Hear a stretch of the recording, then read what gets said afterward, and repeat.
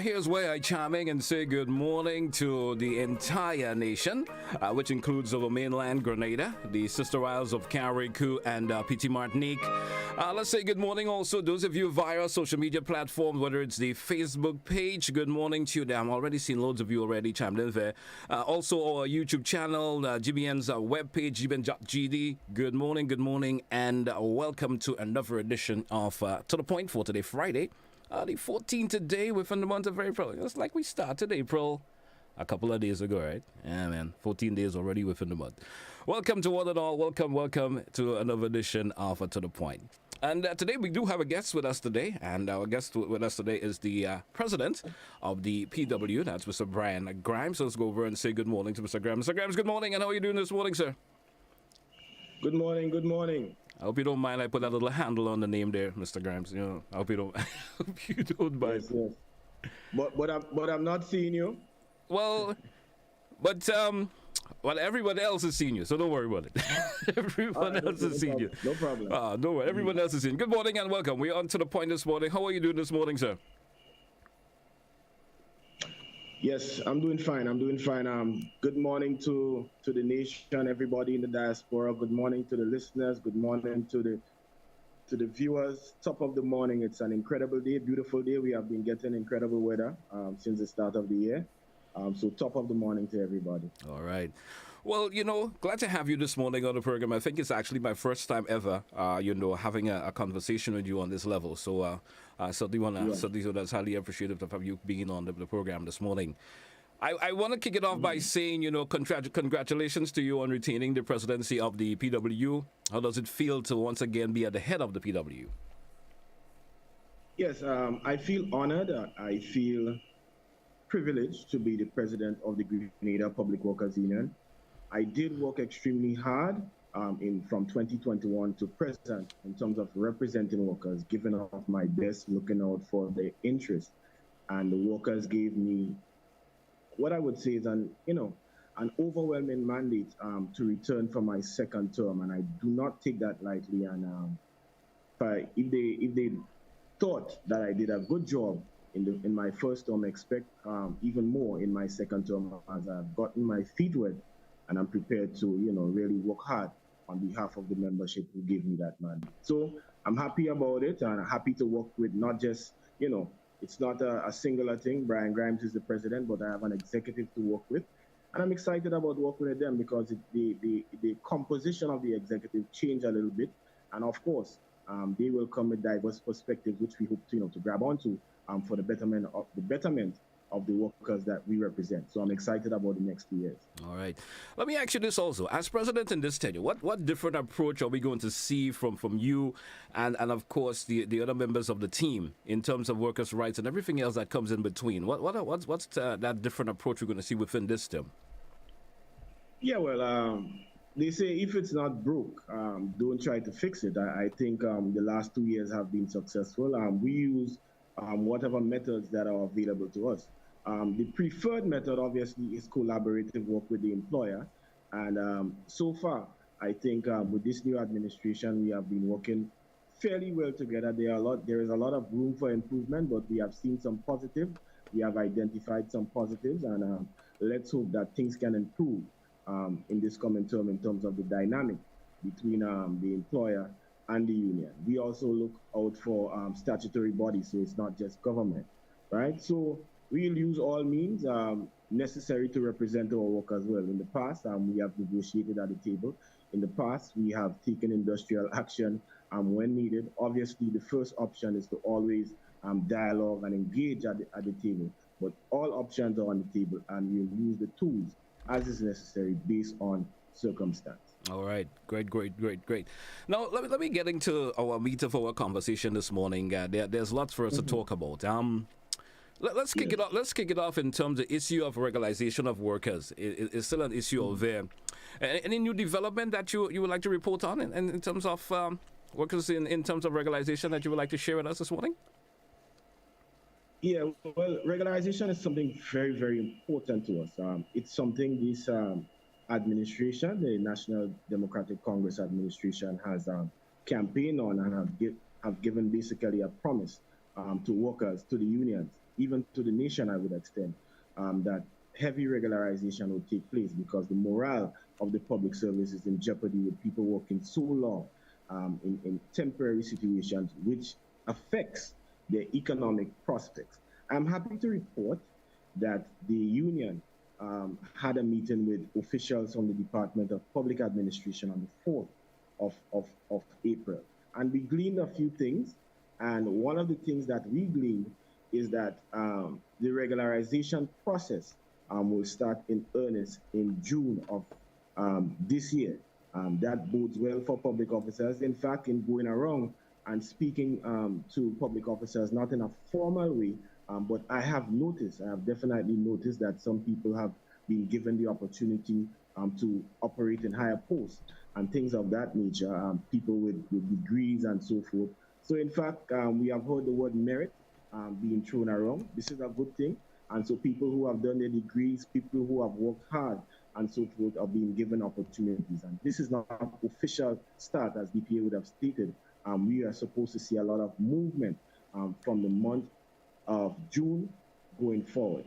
And we look forward to a lot of regularization across the public service. I mean, both established workers and temporary workers, because established workers need regularization too. There are a lot of people or workers that have been working years, acting in a position for an inordinate amount of time, and they need to be settled in. They need to feel comfortable because regularization has implications in terms of salary, in terms of pension, and things of that nature. So in order to lift the morale, we are looking for the words of the DPA, the officials from DPA who represent the interests and policies of government to come to fruition. They also told us what they are looking at in terms of regularization. It's a process where they will be looking at performance, they will be looking at qualification, and they will be looking at experience in that order. Performance, qualification, experience. It is a bit outside of the norm because the public service rules and regulation has experience as the #1 factor in terms of promotion, regularization, and things of that nature. But let's see how it works. They also stated that it will be done in tiers, meaning there are different core groups that they will look at. So for example, in the first core group, we are talking about people who are acting, permanent people who are acting in positions for a long time, or PSC people, I should say, not permanent. You're looking at temporary people who are under PSC but are temporary, people on assignment, people on probationary periods, PSC contracts. So that will be the first core group they will be looking at. The second core group, based on what the officials at DPA stated, would be unestablished workers, people on contract of service, daily paid workers, and people who have PS letters or ministry letters. And then the third group they will be looking at is contract for service. And this is one that we believe is very problematic. Those are the people that have to pay all the NIS, are not part of the union, do not remit dues to our organization, and are just floundering in the wind, even though they work side by side with permanent people, and their salaries are generally low. Contractors, as they are called, are supposed to have different terms and conditions, but the reality is they have the same conditions in terms of you have to come to work 8 to 4, they have to abide by certain regulations as the rest. So it's an unfair situation. And the last group that will be looked at in terms of what DPA stated to us would be the Imani or the trainees.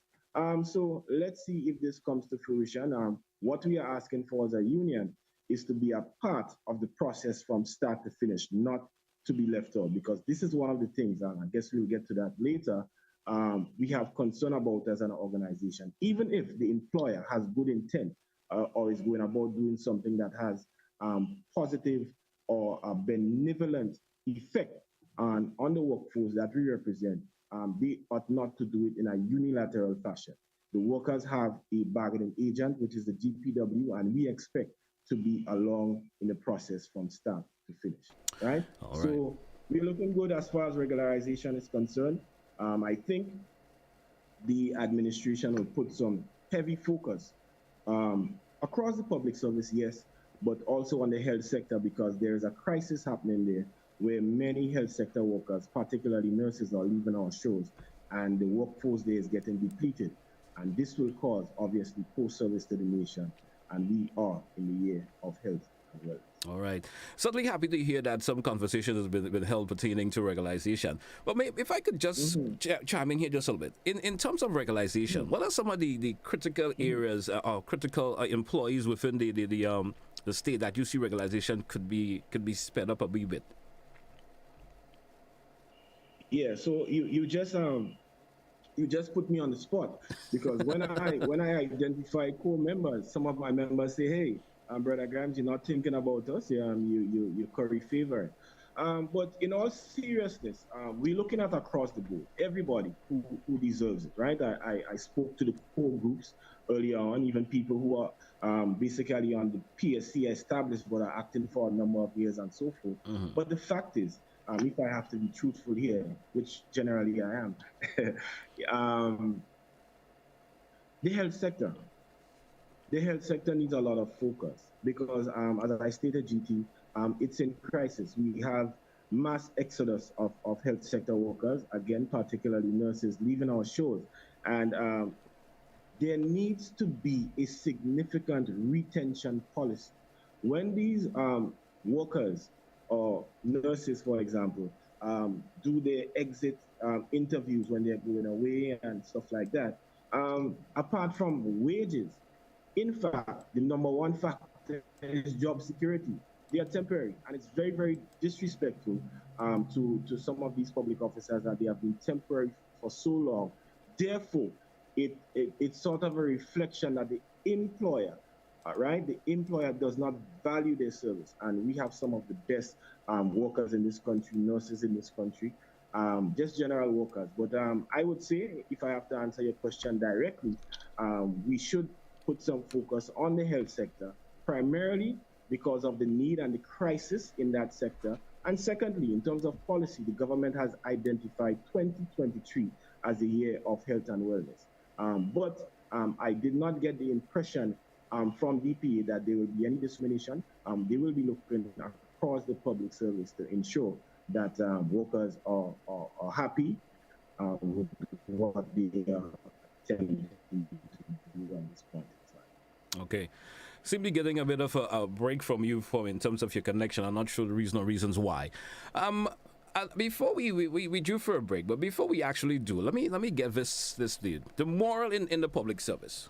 Tell me from a union president point of view, how does what is that sort of a feedback you are receiving from workers in terms of the moral in the public service? The morale. Um, that's an interesting question you have there. The morale in the public service, it's if I have to give a response to that, it's a mixed bag. So, for example, the the senior workers, most of the workers who have done a number of years, most of them are in high spirits at this point in time, simply because of the pension judgment which came on the 29th of March 2022. There is no longer any uncertainty in terms of the economic futures after they exit the public service through retirement. So generally, these workers are feeling very, you know, optimistic about working in the public service, the prospects, the economic prospects going forward, and the in terms of social security. But there are issues. There are issues. We look at some of the temporary workers are feeling very uncomfortable. As you know, it was well publicized last year when the union spoke about the situation with workers in Carriacou, unestablished workers who were, you know, arbitrarily just summarily dismissed without even being given a hearing on their matter, which goes against all fundamental employment laws, policies, ILO conventions, and general human decency, right? So with that, a lot of these temporary workers are uncomfortable. What we are seeing too is what I would say, how should I phrase it? The politicization of the image of public officers, where some people in influential positions are sort of saying, well, this one is a green, this one is a yellow, or at least that is the perception. And because of that, a lot of workers are uncomfortable because, we are all Grenadians. But there seems to be this narrative, even coming from some media houses, that the green people, the so-called green people within the public service, should be identified and dealt with. Therefore, there is a sort of instilling of review as unfortunate, right?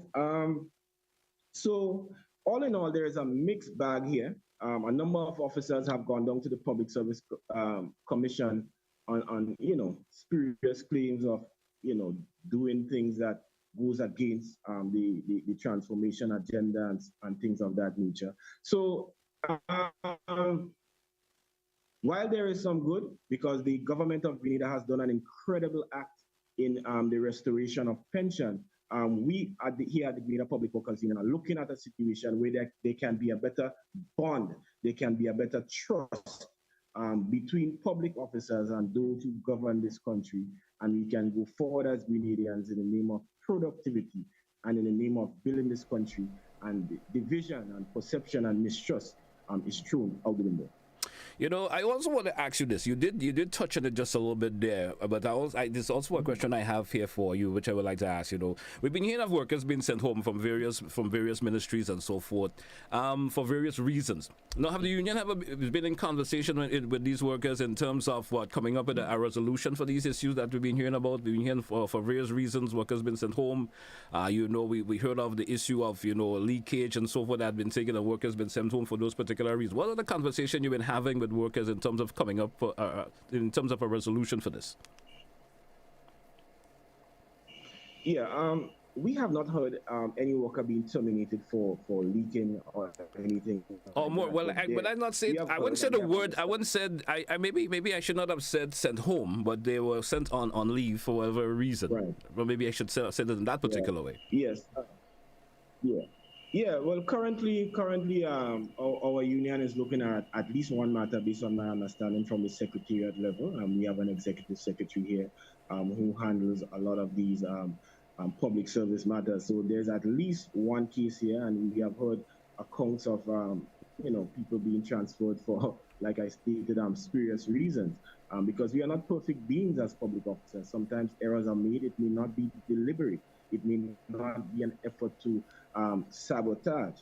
But in terms of fixing these problems, this is one of the concerns that the Grenada Public Workers Union have. Let me go back specifically to the Carriacou issue where workers are out of bread.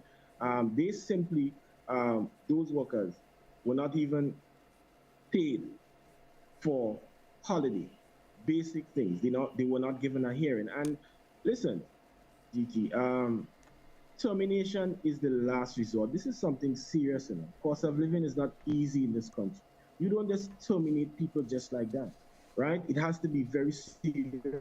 They must be given an opportunity in terms of progressive discipline. You have to look at their record, right? We saw with some of these matters that, particularly in Carriacou, within a month, some senior people would have taken very, very serious decisions to terminate the services of people who are basically in the low income bracket, right? So again, it goes back to what I was saying earlier, there is this sort of mistrust that certain elements within the public service, our members, our officers, will sabotage this government. And I don't think this is the prevailing factor operating in the public service. We have had numerous changes of governments over the years, over the decades, and we continue as normal. Particularly, GT, you look at low-income workers, people who take care of the elderly geriatric care workers. How can they affect a government that has been given a strong mandate by this country to sabotage them? Let us get serious. We have to get serious. And while, as I stated before, there are some good things happening, incredible things, like the payment of pension and so forth, we really have to work on this.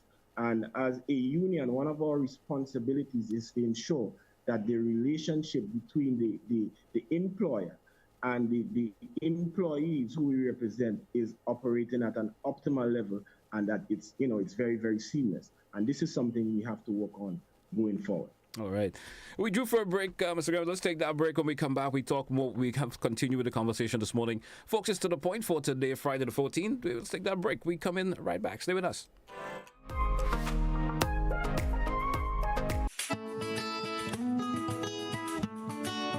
Do you know, when you play the games of the National Lotteries Authority, you are supporting sports, culture, and nation building in Grenada, Carriacou, and PT Martinique? Hi, I am Junior Murray, cricket coach, sports enthusiast, and a former West Indies cricketer. I endorse the games of the NLA 100%. For the past 40 years, the NLA has been funding many sporting activities, including competition for schools and clubs, and for athletes to participate in overseas tournaments such as the Carifta Games and regional cricket tournaments. Additionally, they made it possible for you, the public, to view local, regional, and international tournaments from the comfort of your homes. For those reasons, I play the game of the NLA. Even if I do not win, I know Grenada always wins. Yes, when you play all the games, the NLA in turn supports sports, culture, and nation-building activities throughout the Tri-Island state.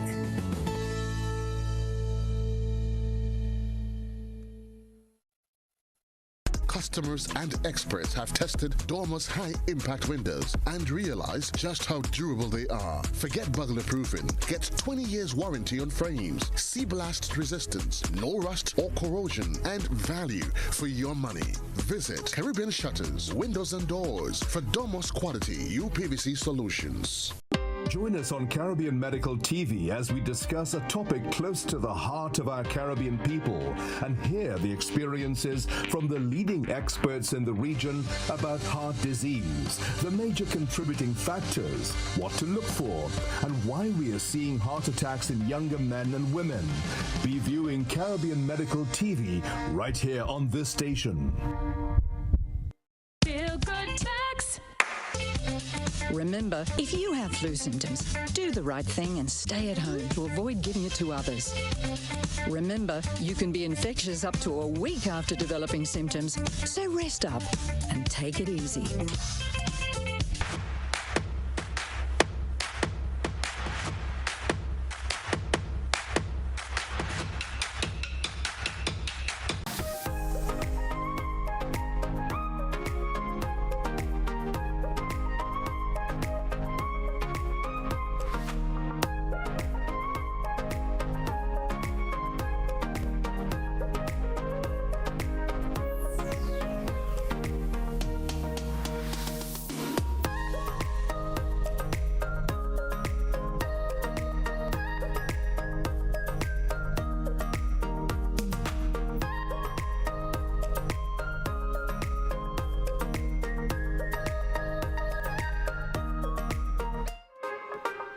Let me say welcome back to our listeners and viewers this morning here on To The Point for today, Friday the 14th. With me this morning, we have Mr. Brian Grimes, the president of the PWU. This morning, and we're talking lots this morning. Mr. Grimes, welcome back. Welcome back to The Point this morning. Yeah. Now, let's move to another level in the discussion this morning. And it's another discussion that, of course, I'm sure will be of concern to lots of listeners and viewers, workers in general. Let's go to wage negotiation. We understand that it's still going on. We understand that lately we had the teachers union. They agreed to the percentage that was offered to them. Where is the wage negotiation is right now in terms of the PW? How soon are we going to get any announcements from the PW in terms of wage negotiations for workers and so forth? All right, thank you for that, GT. So yesterday, the 13th of April, we actually had a meeting with the government negotiating team, and I think we are getting very close in terms of agreement or in terms of a solution to this matter. A couple of things I want to highlight for the listeners, the viewers, because we have had conversations, and even with some of our members, we have had official conversations and meetings with, but not everybody can always attend. So I'll use your big platform to explain a few things. So the first thing I want to explain to all and sundry is that on the 21st of March and also on the 31st, right, of March, we met with members of the Grenada Public Workers Union to identify their concerns with the negotiation process, the offer that government has placed on the table, which for full transparency is 445 for the years 23, 24, and 25 respectively. And they gave us the mandate to negotiate for more based on the prevailing circumstances. I will go through some of the concerns that they expressed with the offer, so one can understand where our union is coming from. Something that is extremely important also to note for all listening and viewing the viewing public is that the Grenada Public Workers Union is not negotiating by itself. We have 6 organizations, unions and staff associations together negotiating with wage, and we are speaking with one voice, one accord, right? So there is unity, there is solidarity with that. 6 significant organizations. They are the PW, which I am the president, the Grenada Technical and Allied Workers Union, which is headed by Comrade Andre Lewis. We have the prisons, we have the police, we have Bank and General Workers Union, which is headed by Comrade Joseph Mitchell, and GMMIWU, known as the Grenada Manual, Maritime and Intellectual Workers Union. So it should be noted there are 6 unions. So it's not one union in isolation. We are of one accord. What should be noted is that the negotiations started officially on the 14th of December. We sent in our submission since September of last year. And it has been, if I must say, very cordial.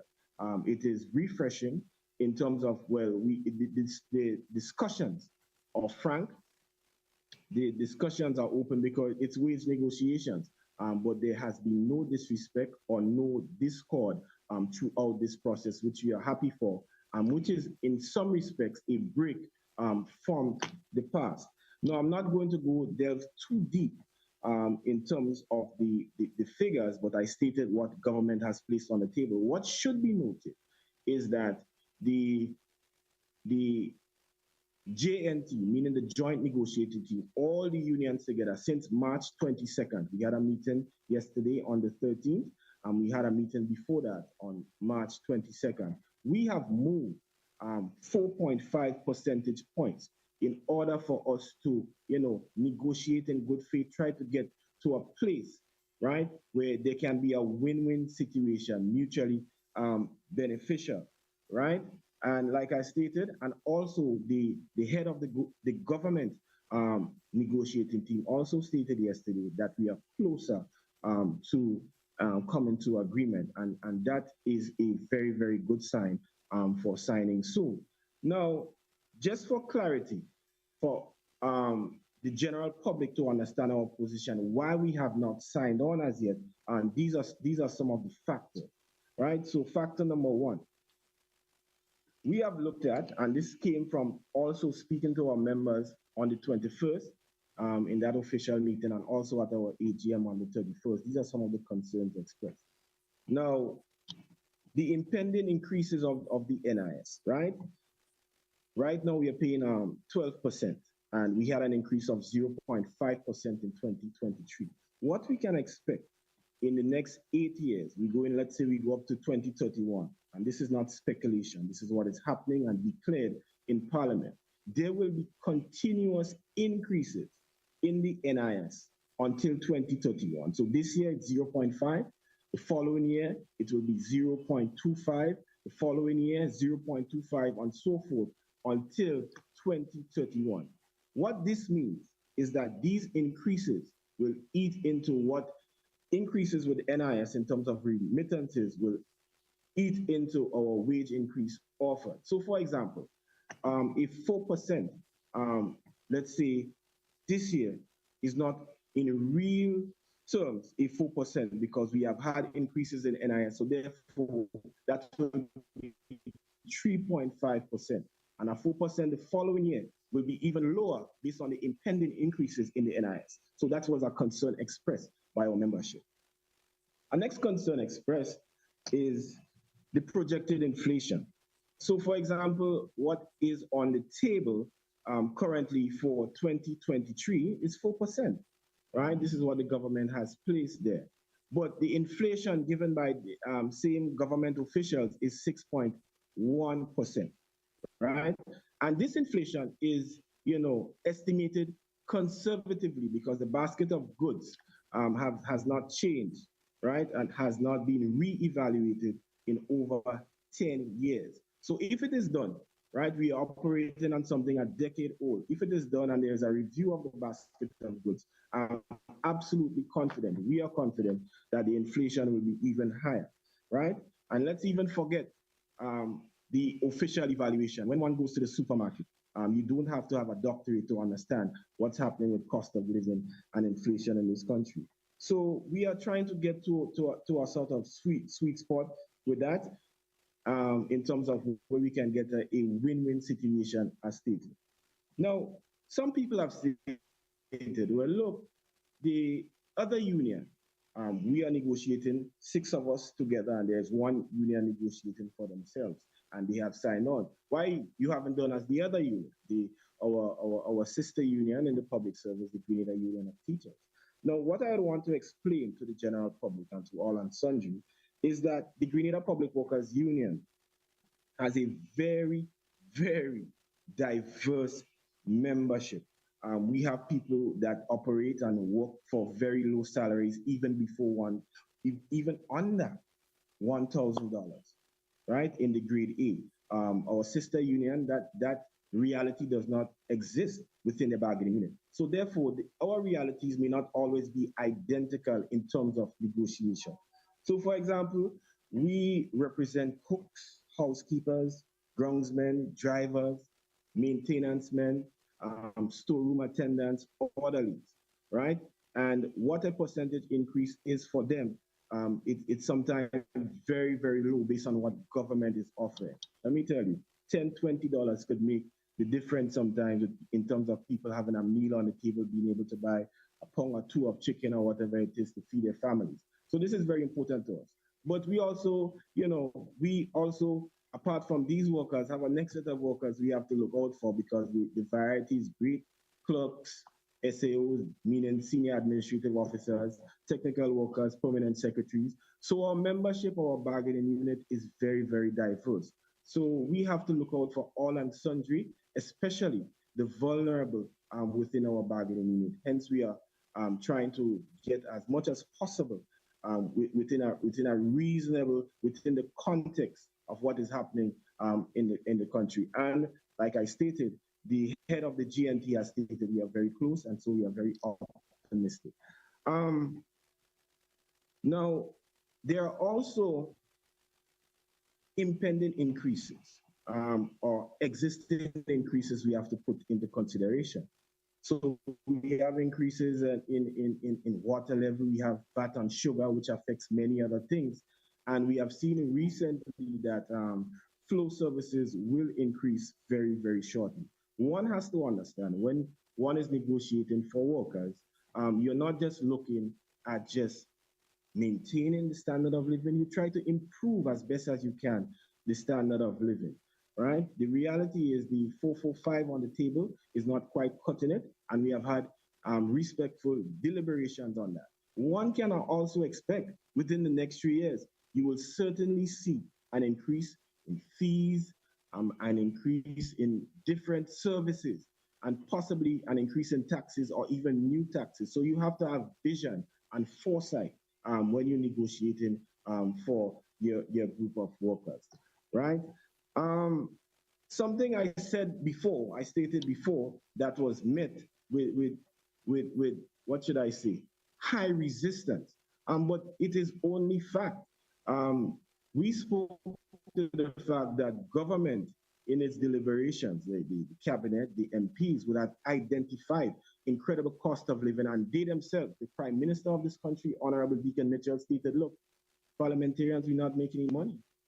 These are people, these are citizens within our country that their salaries were maybe $7,000. That's not even with benefits. And they say, well, it's tough.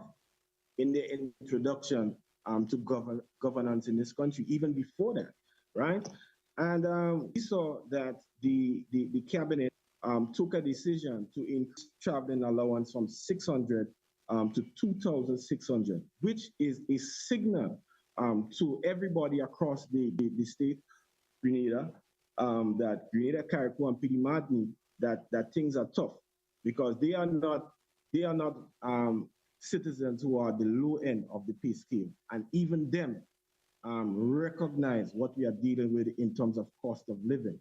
So they, shortly after introduction, coming into power, change up their salaries, I would say, not their base salary, but their allowances, which will go towards the take home, which will go towards increasing their disposable income. We appreciate that. We respect that. They have signaled to us that cost of living is really, really tough. What about the worker who makes $1,200? Huh? Tell me about that. A worker who makes $1,200, a 4% increase will only represent $48. So we have to be realistic about a lot of things here, and there are a lot of factors that have gone into us not signing at this point, including the fact that we are not just negotiating wages, we are also negotiating fringe benefits, right, which is supplementary to the wages, and we are doing it together as one package. So we are making some headway. So workers, just hang on. It would not be long. The negotiations have not have any shown signals of discord, at least at this point. And I think within a very short space, we will come to an agreement, and all parties can be happy. All right.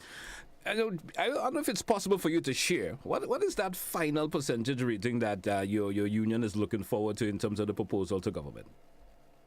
If it's good okay to share. That's a good try. Let me tell you.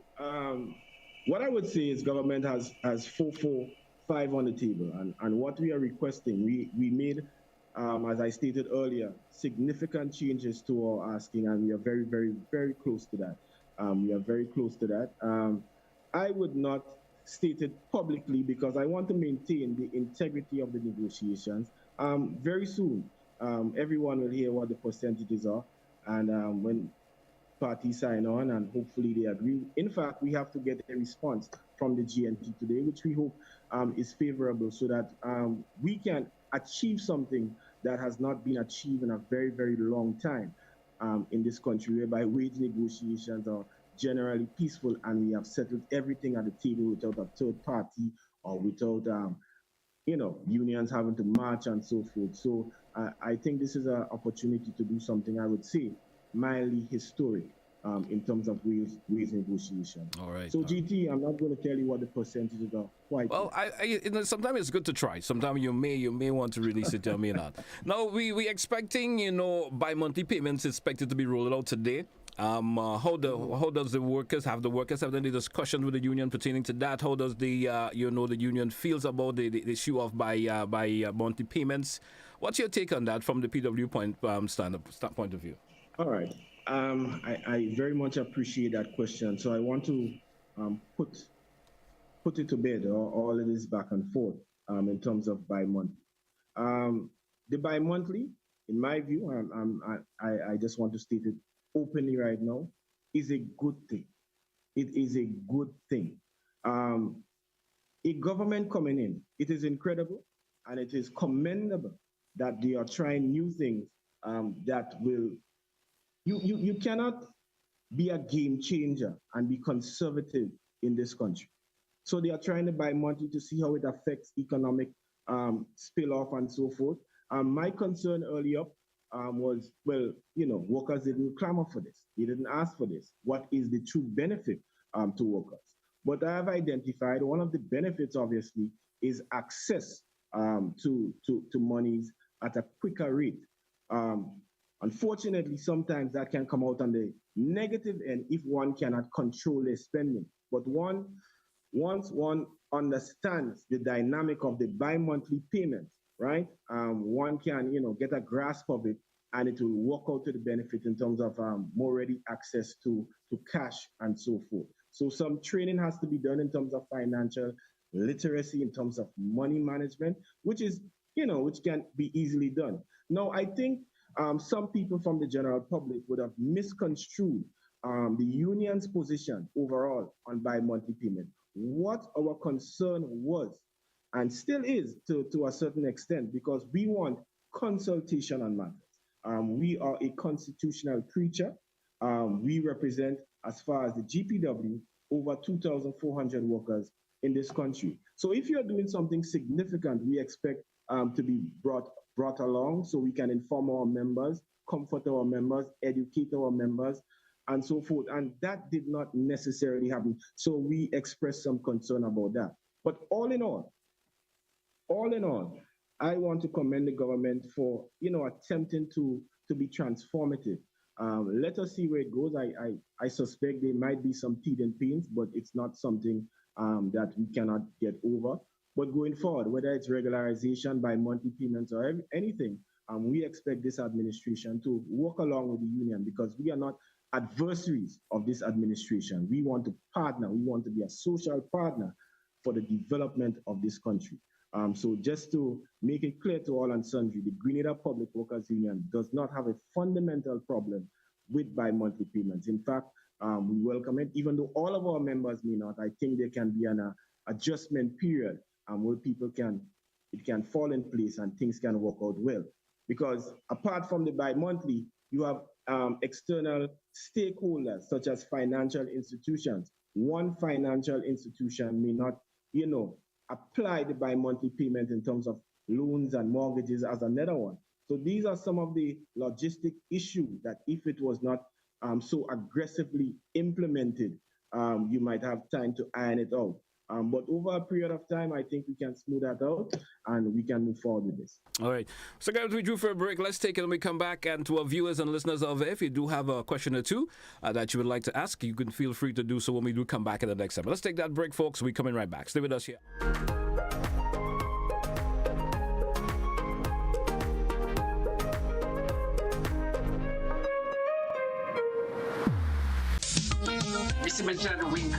Then you have things like man, you must come back, We have the low folder. It is kind of like the same man, and it's just different name for the same kind of thing. And last but not least, I just want to say to all the men who saw me, call me, and ask for a piece of cake. I'm baking this weekend. Join us Fridays at 8 on GBN Television, K105 FM, GBN's Facebook page, and YouTube channel for We Culture.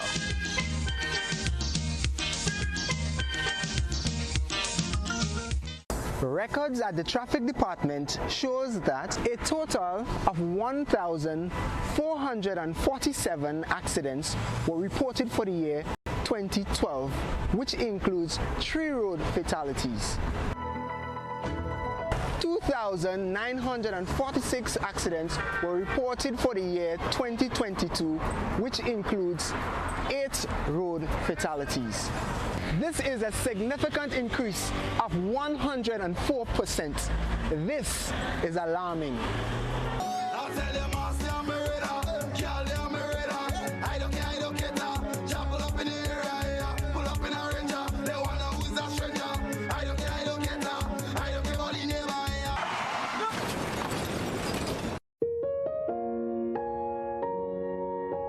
When a family tragically loses a loved one, does it matter whether by means of a gun or a motor vehicle?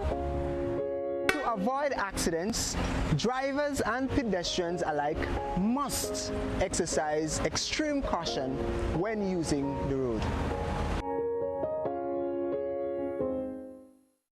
On Saturday, April 15th, the National Stadium will rock. I'm not going to a circus, I'm not going to a fair. As Q West, Spectrum, and Starboys present Digicel Reggae Fest, the big show. Featuring for the first time in Grenada, Shabba Ranks. Reggae people stalling now, I know me roots and culture. Coffee. Coffee come in like a rapture, and everybody gets captured. Romain Virgo.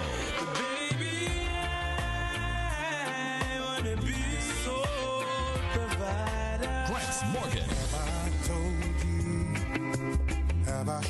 Marcia Griffiths,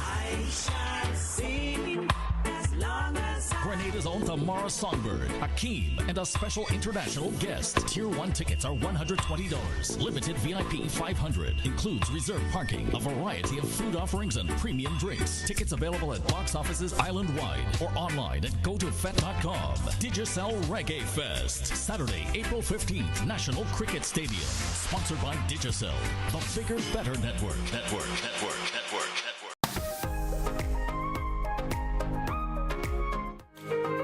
Yes, well, say welcome back to our listeners and viewers this morning once again. To the point here on Classic Radio and GBN TV.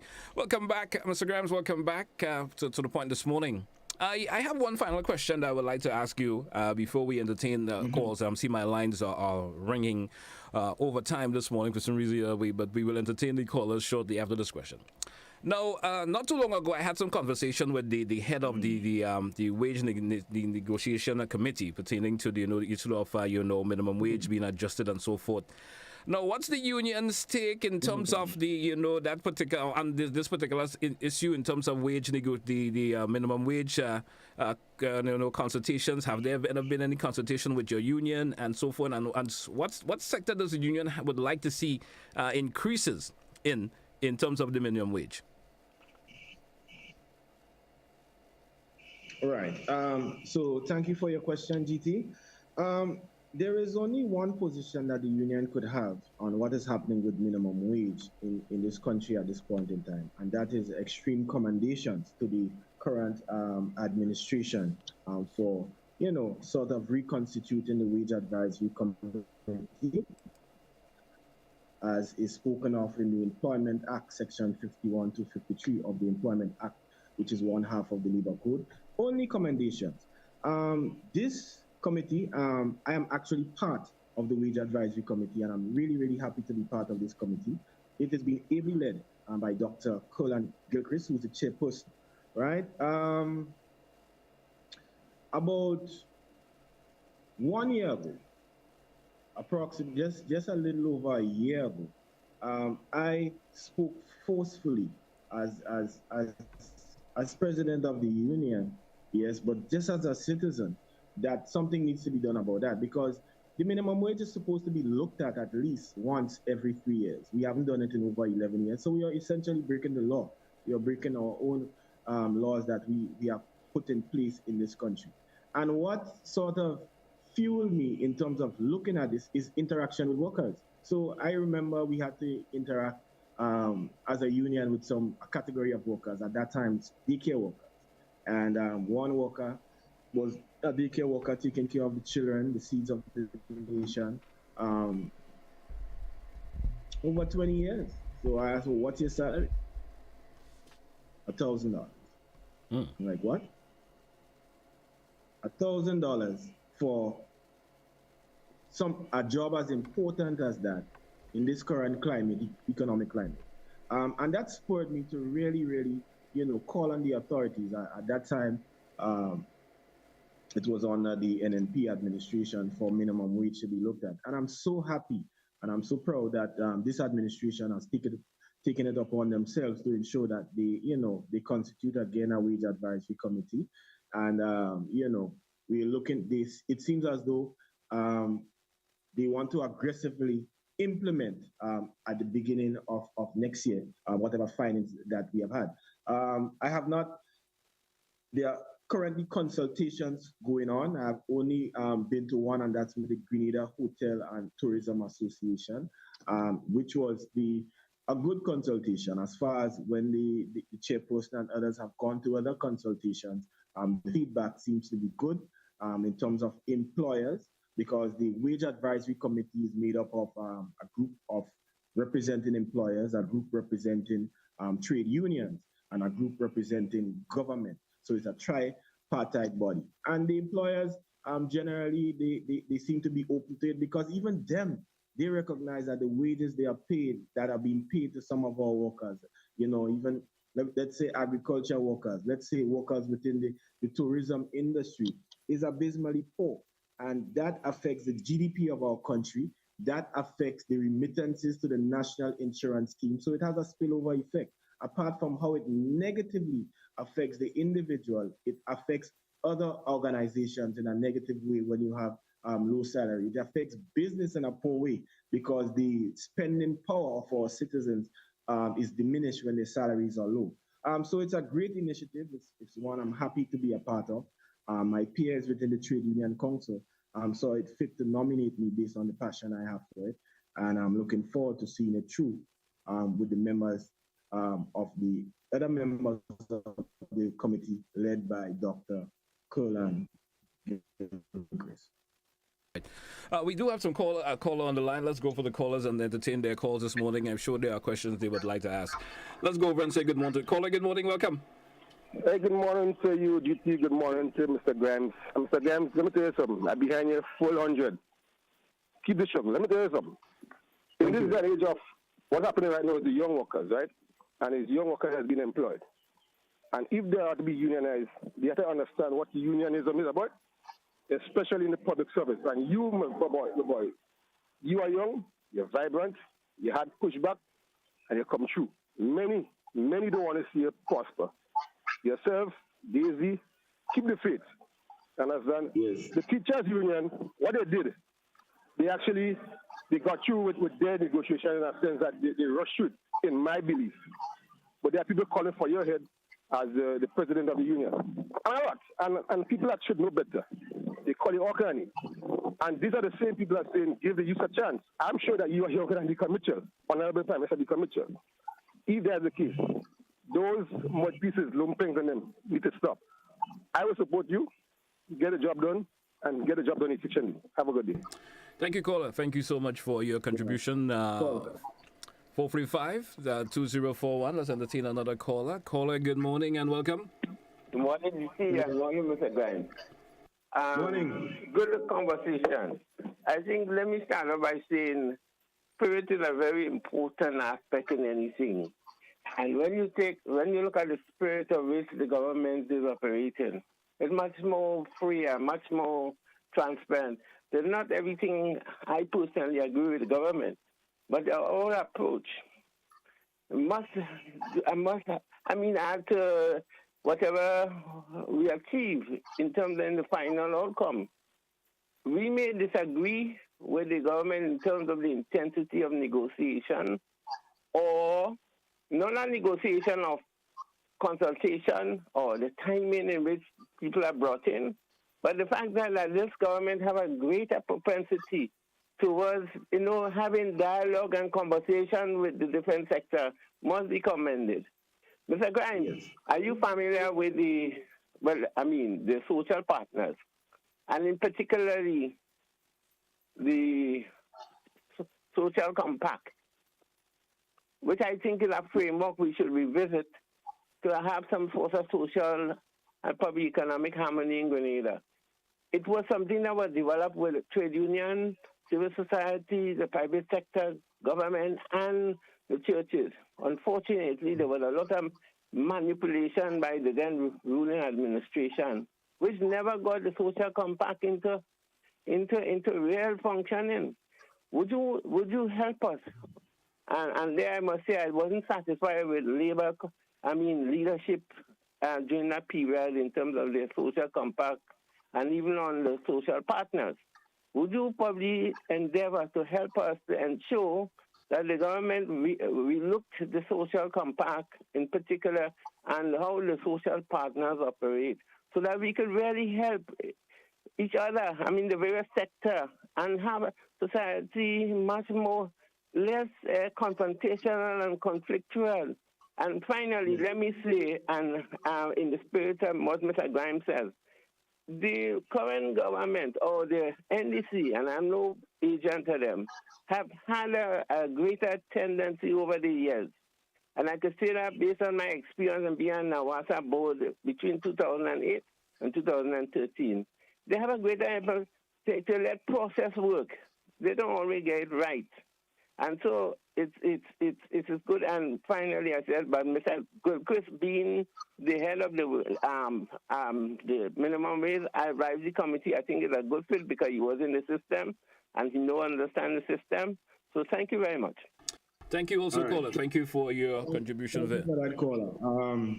Just to respond to MGT, if you permit me. Go right ahead. I agree totally with the caller in that the social compact or the social partners, church, government, unions, civil society, it's an incredible tool to really build up our society. I remember it used to be spoken of highly before, but then its effects sort of diminished over time.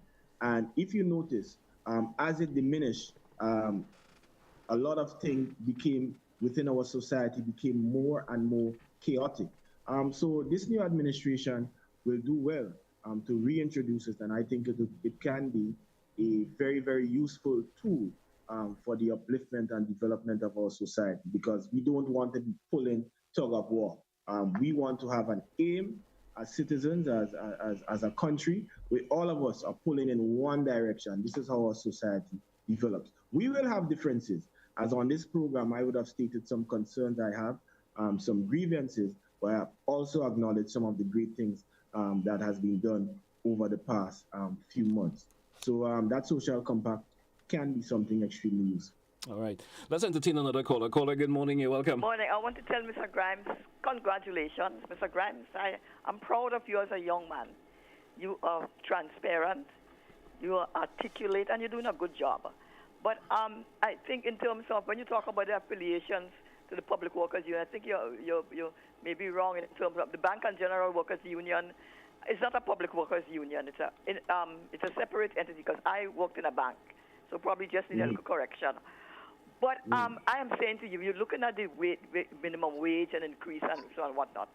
I wasn't particularly happy when the teachers signed on alone, because, you know, it ain't looking good.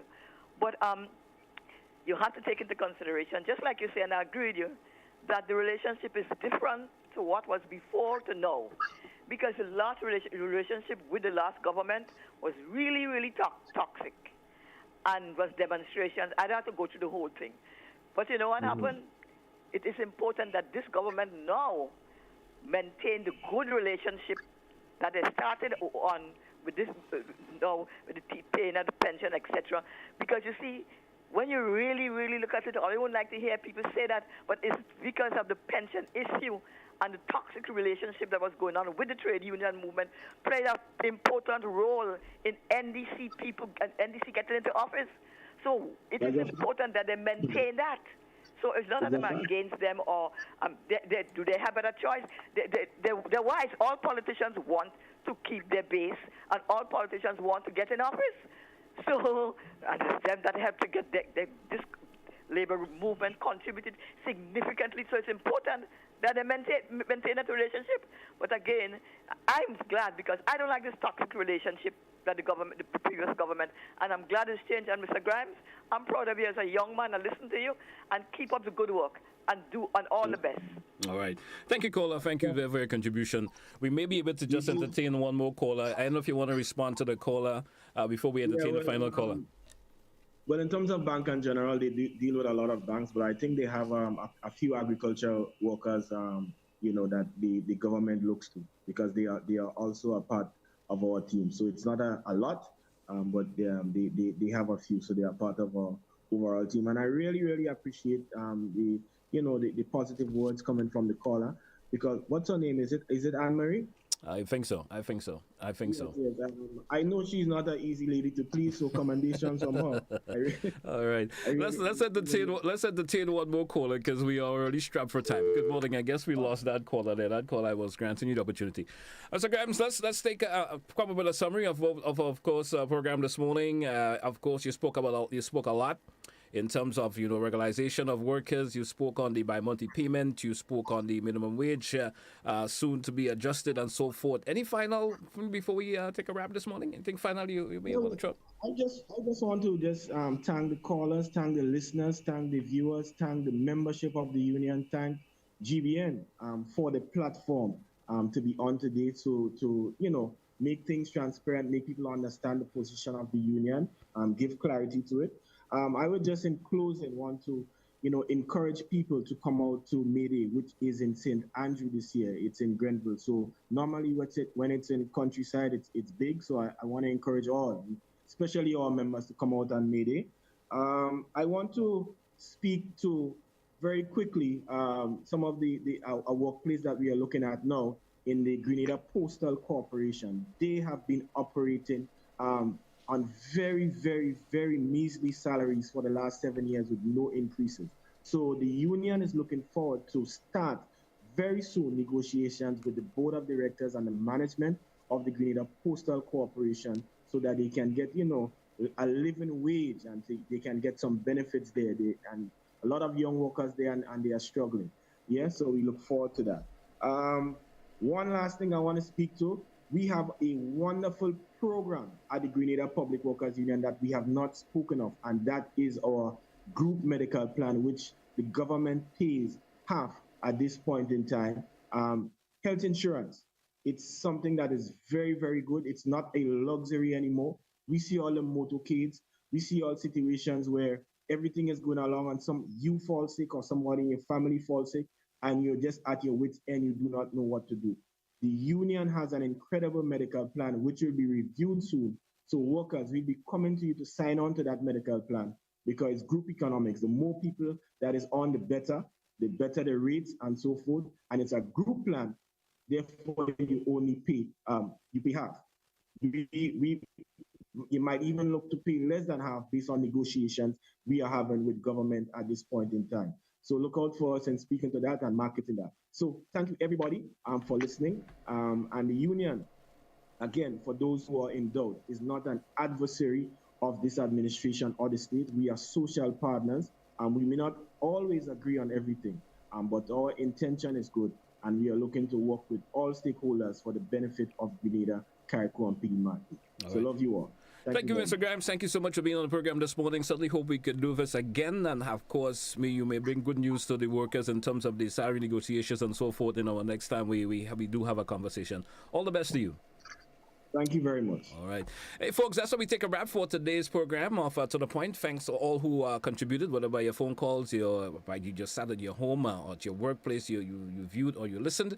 Thank you so much. Until we have another edition of To The Point, which will be next week. Have yourself a good day. What's left of it? Be good to yourself and others, folks. Have a great day.